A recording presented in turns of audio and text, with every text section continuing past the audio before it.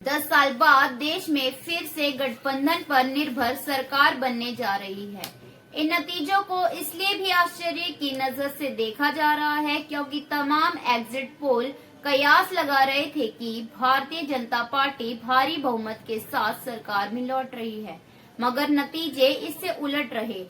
भले ही भाजपा सबसे बड़ी पार्टी के रूप में उभर कर सामने आई हो और एनडीए को बहुमत के लिए जरूरी आंकड़े भी मिल गए हो, लेकिन भाजपा अपने बूते बहुमत का जादुई आंकड़ा इस बार पार नहीं कर सकी।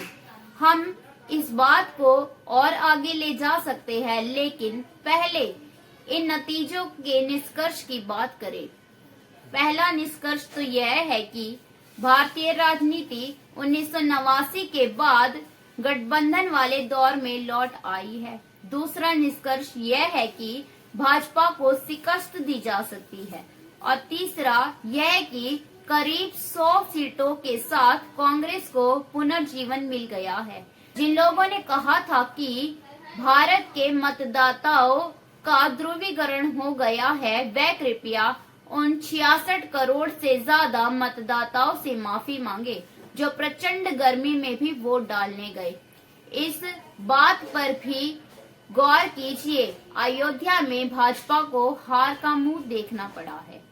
भारतीय चुनाव व्यवस्था की साख पर कभी सवाल नहीं उठाएंगे, चाहे यह ईवीएम हो या निर्वाचन आयोग या चुनाव आयुक्त, या इस विशाल प्रक्रिया को शांतिपूर्ण, हिंसा मुक्त और विश्वसनीय तरीके से संपन्न कराने में जुटे लाखों कर्मचारी हो। लोकतंत्र की परिभाषा जनता का शासन जनता के लिए, जनता के द्वारा है। मैं मानती हूँ कि राजनीतिक विश्लेषण का बड़ा आकर्षण होता है, लेकिन इस चुनाव अभियान के दौरान हमने फंड हाउसों और दलालों में सबसे भयानक और डरावनी बात देखी। उन्होंने ऐसी कई रिपोर्ट लिखी जिनमें भाजपा को 300 से ज्यादा सीटें मिलने के दावे किए गए। एक मतदाता के रूप में वह उसकी ख्वाहिश रही होगी, लेकिन उनकी बातों में आकर निवेश करने वाले अब इनकी कीमत चुका रहे हैं। यह नतीजे सामान्य राजनीति में वापसी के संकेत दे रहे हैं। अगली लड़ाई के लिए मैदान तैयार है। महाराष्ट्र, हरियाणा, झारखंड के चुनाव होने वाले हैं।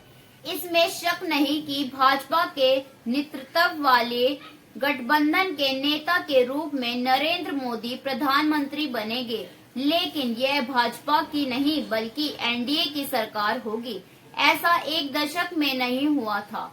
वास्तव में मोदी की दोनों सरकारों में ज्यादा समय एनडीए का कैबिनेट में कोई मंत्री तक नहीं था, सिवाय रामविलास पासवान के। लेकिन अब जरूरत और वजूद की मांग का सिद्धांत भाजपा को सहयोगियों के लिए जगह छोड़ने पर मजबूर करेगा।